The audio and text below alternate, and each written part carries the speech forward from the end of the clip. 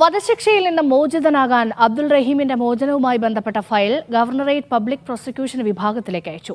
ഇവിടെ നിന്നും കോടതിയിലേക്കും പിന്നീട് ജയിലിലേക്കും ഉത്തരവെത്തുന്നതോടെ മോചനമാകുമെന്ന് റഹീം നിയമസഹായ സമിതി അറിയിച്ചു. വിവിധ വകുപ്പുകളുടെ ക്ലിയറൻസ് ലഭിക്കാനാണ് നിലവിലുള്ള കാലതാമസം. കേസ് എംബസി പിന്തുടരുന്നതായി റിയാദിലെ ഇന്ത്യൻ അംബാസിഡർ അറിയിച്ചു. ഇന്ന് ഗവർണറേറ്റിൽ നടപടികൾ പൂർത്തിയാക്കി റഹീമിന്റെ മോചനത്തിനുള്ള ഫയലുകൾ പബ്ലിക് പ്രോസിക്യൂഷനിലേക്ക് അയച്ചിട്ടുണ്ട്. ഞായറാഴ്ച ഇത് പബ്ലിക് പ്രോസിക്യൂഷനിൽ എത്തും.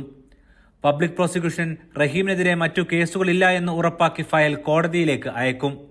ഇതോടെ കോടതിയുടെ മോചന ഉത്തരവ് പുറത്തിറങ്ങും. ഈ മോചന ഉത്തരവ് വീണ്ടും ഗവർണറേറ്റിലേക്ക് അയക്കും. ഗവർണറേറ്റാണ് ഉത്തരവ് ജയിലിലേക്ക് അയച്ച് ജയിൽ മോചനം സാധ്യമാക്കുക. കൊലപാതക കേസായതിനാൽ ഓരോ നടപടികൾക്കും വിവിധ ഡിപ്പാർട്ട്മെന്റുകളുടെ അനുമതിയും ക്ലിയറൻസ് സർട്ടിഫിക്കറ്റും നിർബന്ധമാണ്. ഇതിനുള്ള സമയമാണ് നിലവിൽ എടുക്കുന്നത്. കോടതി നടപടിക്രമങ്ങൾ പൂർത്തിയാക്കാൻ കാത്തിരിക്കാമെന്നും കേസ് അറ്റോർണിമാർക്കൊപ്പം പിന്തുടരുന്നതായും സൗദിയിലെ Indian ambassador doctor Suhail Ajaz Khan പറഞ്ഞു. I think we have to work through the system, but it's a matter is sub judice, so I would not like to say more in details on that.